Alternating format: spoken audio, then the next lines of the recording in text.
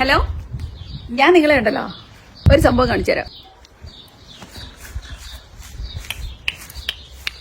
ഇത് യാരിത് തക്കട മുച്ചുക്കിഴങ്ങളാണോ? ഇതാരാ നോച്ചിച്ചേ നിങ്ങള്? അയ്യോ, ഇവരൊക്കെ കാണാൻ എന്നാ ലബ്ധം. ആദ്യമായിട്ട് പൂക്കൾ ഇട്ടതാണ് കേട്ടോ. ഇതുകൊണ്ട് വെച്ചപ്പം തൊട്ടത്തില് പൂക്കളായിട്ടില്ലായിരുന്നു. മുട്ട് നിറച്ച് മുട്ട്, ആകെ ഇത്ര ഉള്ളൂ. ഈ പ്ലാന്റ് അറിയാവുന്നവരൊക്കെ ഒന്ന് പറയണം കേട്ടോ. ഇതിന്റെ പേരെന്താന്ന് പറയണം. എനിക്കറിയാം, നിങ്ങൾക്ക് എത്ര പേർക്ക് അറിയാമെന്നറിയില്ല. UK-യിലുള്ളവരാണ് എന്നുണ്ടെങ്കിൽ ഇത്രയും നല്ലൊരു ചെടിയില്ല, നിങ്ങളുടെ ഗാർഡനിൽ മസ്റ്റ് ആയിട്ടും വേണ്ട ഒരു ചെടിയാണ്. കണ്ടു കഴിഞ്ഞാൽ നമ്മുടെ റോസ് ഫ്ലവർ പോലെ ഇരിക്കുന്നില്ലേ?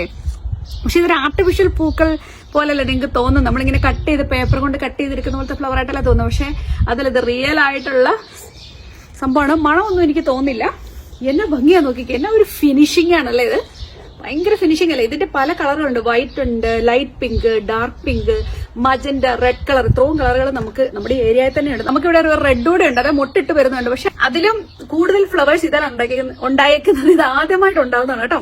ഇതെന്ന് വെച്ചാണ്ടല്ലോ വിന്ററിലും സമ്മറിലും എല്ലാം ഒരുപോലെ ഗ്രീൻ ആയിട്ട് നിൽക്കുന്ന, എന്ന് വെച്ചാൽ വിന്റർ പൂക്കൾ ഉണ്ടാവില്ല, എന്നാലും എപ്പോഴും നല്ല കട്ടിയുള്ള ലീഫ് ആയതുകൊണ്ട് തന്നെ വിന്ററിലും ഇത് സർവൈവ് ചെയ്യുന്നുള്ളതാണ്. എപ്പോഴും ഗാർഡനിൽ ഗ്രീനറി നമുക്ക് കാണാൻ പറ്റും. ആർക്കെങ്കിലും വേണമെങ്കിൽ എവിടെ നിന്ന് വേണമെങ്കിലും പോയി പർച്ചേസ് ചെയ്തു. എല്ലായിടത്തും ഇത് അവൈലബിൾ ആണ് കേട്ടോ.